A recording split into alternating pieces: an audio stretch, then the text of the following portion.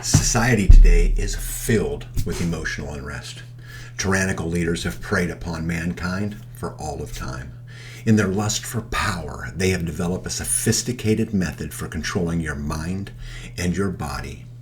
The degree of human enslavement seems to be the only difference between generations. These leaders work very hard to convince you that you are merely a victim and that you have no ability to change these things because of the power and control wielded by our leaders. Even the most ruthless and tyrannical leaders can only rule for a period of time without the support of the people. These so-called leaders are vastly outnumbered by those they rule. These systems of enslavement rely on the never-ending supply of resources and manpower. Imagine what would happen if 20 million people decided that they would withdraw all their money from the bank. Imagine further if these people decided to stay home and not go to work. If we stopped surrendering our wealth and our prosperity, the system of infinite growth and regulation would come to a screeching halt. Understand that mass submission is voluntary and based upon popular consent. I'm going to say this again. Understand that mass submission is voluntary and based on popular consent. There is no need to fight these tyrants. There is no need to protest or to vote for the succession of the political tyrant. A single tyrant is automatically defeated if you just simply remove your consent. We don't need to take anything from them. We just have to stop giving them our production and resources. So you have to understand that if you and I allow our enslavement by participating in the servitude. You see, as long as we choose to be a consumer instead of a producer, we are submitting to their rule. Why is it that people in all of history act against their own best interests? Why do people consent to being ruled? See, man was born with the instinct to be free. This need for self-rule, when threatened, was once met with great force, has now been bred out of all of us over many, many generations. This need for liberty has now been replaced with laziness and a lack of empathy. You know, I've argued many times on this channel that if you go to Walmart or the mall or any of them, you will experience the zombie apocalypse in full swing. We have become habituated to the social and political conditions that the tyrants need to control us. Those people who were born into state slavery now know very little about liberty. Servitude has become accepted. People now spend most of their life observing everyone around them complying with the will of the state. Under constraint or by force, we obey without regret and perform willingly what our parents and grandparents has done. Men and women born under the thumb then take care of and given the status symbol of victim will not only denounce freedom, but will go out of their way to remove it from everybody else. Servitude is the only existence most people alive today even recognize. See, being a slave has become a custom. Now, servitude being a custom is not the whole story, however. You know, like much as Rome used the gladiators, we today are fed with an endless supply of irrelevant information. I mean, what percentage of the information you learned in high school or college do you even find useful today? Do you believe that you're hearing the truth from the mainstream media? Do any of you know the truth of what's going on in the economy, Ukraine or China? I think not. The pharmaceutical industry numbs us to everything we should care about. If we start early enough, the partnership between big pharma and the public education system can remove a child's need to explore and discover. Instead of building the perfect soldier or consumer for the system requiring constant growth, our political system is designed to distract you from your servitude by an engineered consent of an election.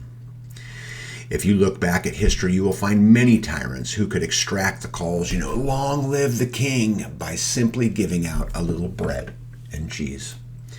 Never mind that the resources used to create these were stolen from the very people receiving their small portion of their own productivity. I mean, how can we be so stupid? These rulers, both in history and today, could not give you anything without first taking it from someone. This is called the Bread Circus, and you're the main act. By getting the churches and religious scholars to endorse this process, we will become gods, they say. I mean, who would question it, right? What if we build grand buildings like the White House or the halls of Congress? This would further symbolize our power and authority. I wonder why churches are often the biggest building in towns. I digress. Voluntary slavery to a political class has been the norm for some time. It is inevitable that your kids will volunteer their production and freedom to the powers that be, right? There's always been those who plan to rule and control us, but it is also true that there has always been those people who instinctively rebel against being told what to do. These rare and beautiful people spend their time educating themselves to be self-thinkers. These awakeners expose the tyrannical and deceptive nature of political rule. These efforts are done because they realize that when the slaves become aware of the game, the voluntary servitude will come to a screeching halt. All we must do is make the decision to be free. There is no need to fight back. There is no need to complain. It's just a waste of energy. Just stop supporting it. So, how do we support it? Well, unfortunately, we support it with almost every action we take today. We have become consumers, and all we do is consume. Entertainment by itself has a sedative effect, right? I mean, it's funny. You've got the woke community claims to be aware of everything that's going on, and yet they're the most asleep culture ever. I mean, it's even in the name, right? It's just propaganda, much like the Patriot Act. The woke culture claims to care about equality, but it's just propaganda. Allow me to explain. For years, there have been a war going on for the resources of people, our money, our production, right? Because money, all it does is represent your production, right? So they show us what the perfect male or the female is, and then they bombard us with the things that make us perfect.